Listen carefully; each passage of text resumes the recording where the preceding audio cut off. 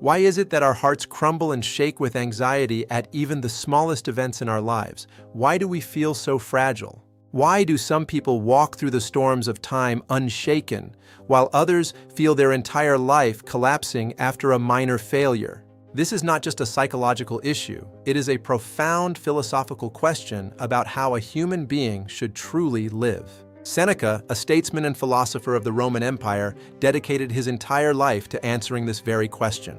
The era he lived in was grand on the surface, but internally, it was a time of constant power struggles and political conspiracies. It was a world where a single word from the emperor could change a life, and a friend could become an enemy overnight. Seneca lived at the center of power, suffered exile, returned to power, and eventually faced a command to end his own life.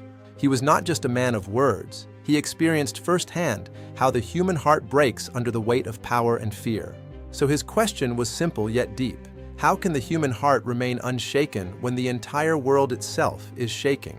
Seneca argues that most human suffering comes not from events themselves, but from our interpretation of those events. Even in the same rain, one person feels misery while another accepts it as a simple, necessary part of nature's rhythm.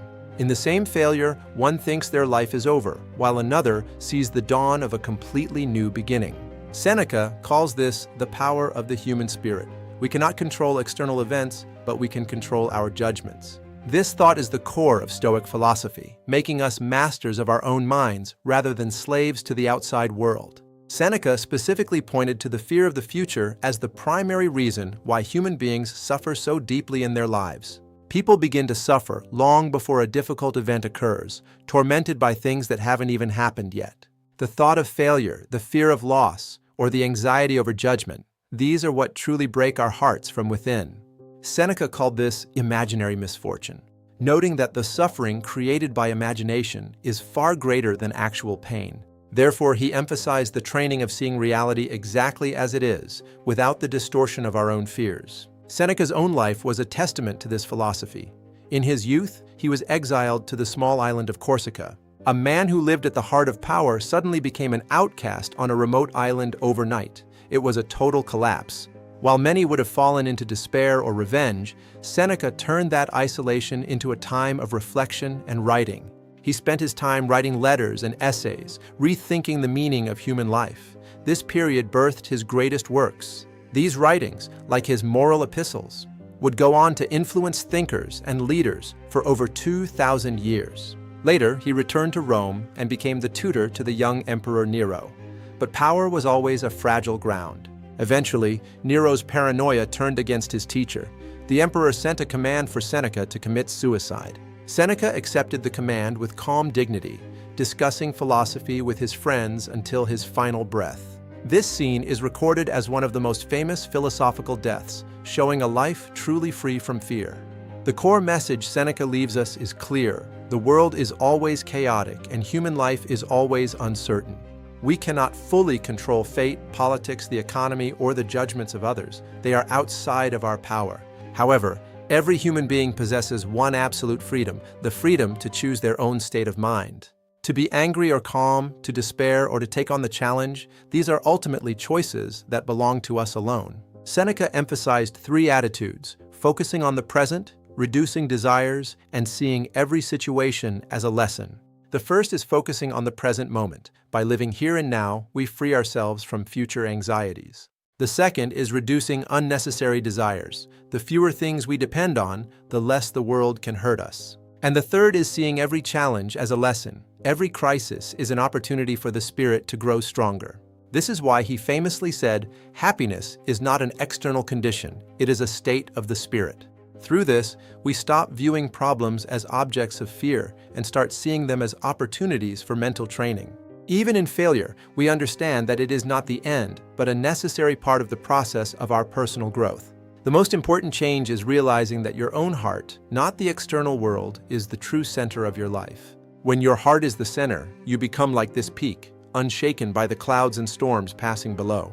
Seneca's philosophy remains valid today, even after 2,000 years in our world of rapid technological change. In an uncertain economy and society, what we must hold on to is not external stability, but our own internal stability. As Seneca said, you cannot stop the storm, but you can build a heart that is unshaken within it. I hope the wisdom of Seneca shared today has provided a small yet meaningful insight into your own life.